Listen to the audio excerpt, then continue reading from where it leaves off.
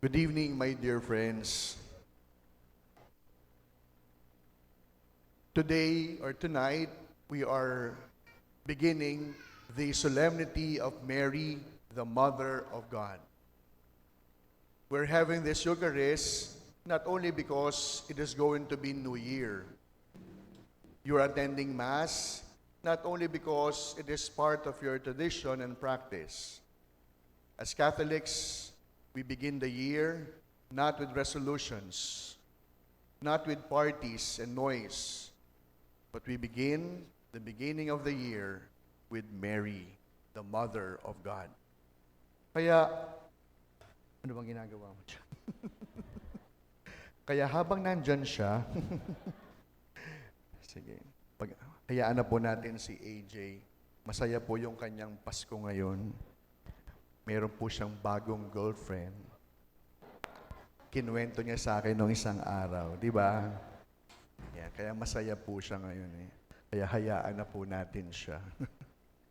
Huwag daw muna nating sabihin yung pangalan kasi hindi pa ready yung kanyang girlfriend i-reveal yung kanilang ugnayan. Kasi kahit yung girlfriend nahihiya na siya yung boyfriend.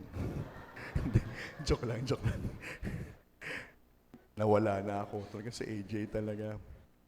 We're celebrating today not only because it's going to be the New Year, but we are celebrating this Eucharist as Catholics because it is the solemnity of Mary, the Mother of God. That is why we begin the New Year not with noise, not with firecrackers, not with parties, but we begin our New Year with the Blessed Virgin Mary. At kasabay po ng ating pagdiriwang ng dakilang kapistahan ni Maria bilang ina ng Diyos o sa Griego, Theotokos, as one faith, we are praying for world peace. Kasabay ng pagdiriwang natin ng bagong taon, lumalapit tayo sa prinsipe ng kapayapaan upang tayo ay pagkalooban ng kapayapaan sa buong isang taon. Kaya nga po, sisimulan natin ang bagong taon na ito, hindi lamang sa mga New Year's resolution, kundi sisimulan natin ang bagong taon kasama ng mahal na Birhen, ang ina ni Jesus. Ang sabi po ni San Pablo sa ating pangalawang pagbasa, nang dumating ang takdang panahon, isinugo ng Diyos ang kanyang anak at isinilang sa isang babae. At ang pangalang ito ay si Maria. Hindi lamang po siya ang ina ng Diyos. Siya rin ang ina ng panahong tinubos tayo ng Panginoon. Why? Because of her yes, God entered the history of humanity. Because of her obedience, that paved the way for our own salvation and victory. Kaya nga po pinagdiriwang natin si Maria, hindi dahil lamang siya'y napili, kundi pinagdiriwang natin ang kanyang pagiging ina sa simula ng taon sapagkat siya ay tumalima. She was obedient to the plan of God, not only for her, but the plan of God for the whole of humanity. Ang sabi po sa Ebanghelyo, narinig natin, Mary kept all these things inside her heart. Itinago ang mga bagay-bagay na ito at pinagnilayan ng kanyang puso at kaisipan. Hindi po niya lubos maunawaan ang mga pangyayari. Wala pong malinaw na larawan kung ano ang naghihintay sa kanya. Pero isang bagay po ang meron siya, pananampalataya. Kaya nga po, ganito rin ang siyang ating pinagdaraanan. We don't see the future ahead of us. We don't even know what will happen to all of us. We do not know what holds our future. But just like the Virgin Mary, we hold on to our faith because we know very well who holds our lives. Kaya nga po, binabati ko kayo sapagkat ang dami po nating mga parishioners sa Peña, pero pinili niyong magsimba ng ikapito ng gabi. Hindi naman ibig sabihin kayo po yung pinakamabait sa Peña Francia. Pero naniniwala kayo na bago ang lahat, bago ang putukan, bago ang kaingayan, bago ang pagsasaya, kagaya ng mahal na Birhen, unahin ang pananampalataya. At ito po ang siyang mainam na paraan upang ipagdiwang hindi lamang ang kapistahang ito, kundi ang simula ng bagong taon sa atin. Sa pagsisimula po ng bagong taon, ang pagpapalit ng bagong taon, marami po sa atin ang may halong damdamin. Yung iba, nagpapasalamat sa mga biyayang natanggap. Yung iba naman, nagsisisi at nanghihinayang sa kanilang maraming pagkakamali at pagkukulang. Marahil ang iba takot sa kung ano ang naghihintay sa kanila. Samantalang iba may pag-asa sa mga bagong gagawin ng Diyos sa kanilang buhay. Kung kaya nga po mga minamahal ko mga kaparokya, katulad po ng mahal na Birhen, hindi po natin batid ang lahat. Ngunit tulad ng mahal na Birhen, tinatawagan tayong manampalataya at magtiwala. May tatlong mahalagang aral po na pwede nating matutuhan sa mahal na Birhen, ang ina ng Diyos, Theotokos, sa pagsalubong natin ng 2026.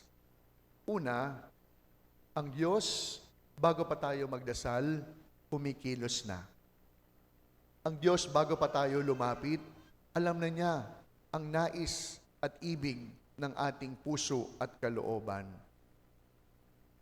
Kaya nga po habang karga-karga ng mahal na Birhen, ang bagong silang na si Jesus, hawak na niya ang sagot ng Diyos sa mga problema ng mundo. Kahit ilan normal at tahimik ang lahat ng gabing iyon, ika nga ng kanta, Silent Night, gayon pa din sa pagdarating ng bagong taon, nariyan ng Diyos na siyang batid kung ano ang mangyayari sa atin. Kaya nga po, ito po yung unang bagay na dapat nating ipagkatiwala sa Diyos. Ano kayang taon ang siyang naghihintay sa aking pamilya? Ano kayang panibagong pagsubok ang haharapin ko sa aking paglalakbay sa bagong taong ito? Kaya nga po, kagaya ng mahal na Birhen, tularan natin siya. Hindi man natin nauunawaan ng maraming bagay, pero pwede nating pagtiwalaan. May plano ang Diyos para sa atin. Pangalawa, ang kapayapaan po ay bunga ng pagninilay, hindi ng pagmamadali. Hindi po nagpanik ang mahal na Birhen, kundi siya po ang sabi sa salita sa Tagalog, nagbulay-bulay. Napakalalim. Hindi lamang simple nag-isip, nagmuni-muni. Sa mundong puno po ng ingay at pagmamadali, itinuturo sa atin ng mahal na Birhen ang landas ng katahimikan, ang daan ng pananalangin. At sa panahong tayo'y mananalangin sa katahimikan, naroon ang pagtitiwala sa Diyos na meron siyang kayang gawin. Kaya siguro, magandang resolution, mamaya, sa pag-iingay ng buong mundo, bunga ng iba't ibang paputok, fireworks, kahit pa mga kaldero, busina, piliin nating manahimik sa pagsalubong ng bagong taon. Na sa kabila ng ingay ng paligid, pipiliin na tumahimik upang mapakinggan ang tinig ng Diyos na nangungusap sa atin. Sapagkat ito ang siyang tunay na daan, hindi lamang ng komportable at masayang buhay, kundi ito ang siyang unang paraan ng karanasan ng kapayapaan. Pangatlo, si Jesus po ay laging isisilang sa pamamagitan ng ating mahal na ina. Kung nais nating muling isilang si Jesus sa ating pamilya, kung ibig nating isilang si Jesus sa ating pamayanan, sa ating parokya, sa ating bayan, at kahit pa sa ating sariling puso, tanggapin natin ang mahal na Birhen bilang ating ina. Kaya nga hindi ba meron tawag sa mahal na Birhen, ina ng laging saklolo. Sa atin, si Inang Peña, kilala bilang ina ng mga dukha. Kaya alam po ninyo, parang sinasabi sa atin ng mahal na Birhen, bilang nanay ninyo, magpaalaga kayo sa akin. Bilang inyong ina, lumapit kayo sa akin. Kaya nga po kung meron man tayong isang resolution na pwedeng pasimulan sa bagong taong ito, ay yung laging tumakbo sa ating nanay. Na kung ating titignan, hindi ba't ito ang unang nating natutuhan nung tayo ay mga bata? Habang lumalaki, bukod sa abakada, ang siyang ating unang naging salita, natutuhan nating tawagin, mama, nanay. At kapag tayo nasasaktan, ang unang ating sinasambit, nanay ko po, inay ko po. Na sa atin dito sa Peña Francia, parang ito ang paanyaya. Lumapit tayo sa Kanya. Magpaalaga tayo. Hiningi ng Kanya makainang pagpapala sa anumang yugto o pagkakataon ng ating buhay. Na parang sinasabi ng mahal na Birhen, ako ang inyong ina. Ako ang bahala sa inyo. Kaya nga po ngayong gabing ito, mga minamahal kong mga kaparokya, ipagkatiwala natin sa Diyos at sa ating mahal na Birhen ang lahat-lahat sa atin. Ipagkatiwala natin sa Kanya ang ating mga pangarap na hindi pa natutupad. Mga relasyon at ugnayan na lalamatan at wala nang pag-ugnayang nagaganap. Mga mahal nating sa buhay na may sakit, mga takot na ating hinaharap, pati ang mga kasalanan at pagkukulang na hindi pa natin nakukumpisal o naaamin. Kaya nga po, ang ina ng Diyos, ina rin natin.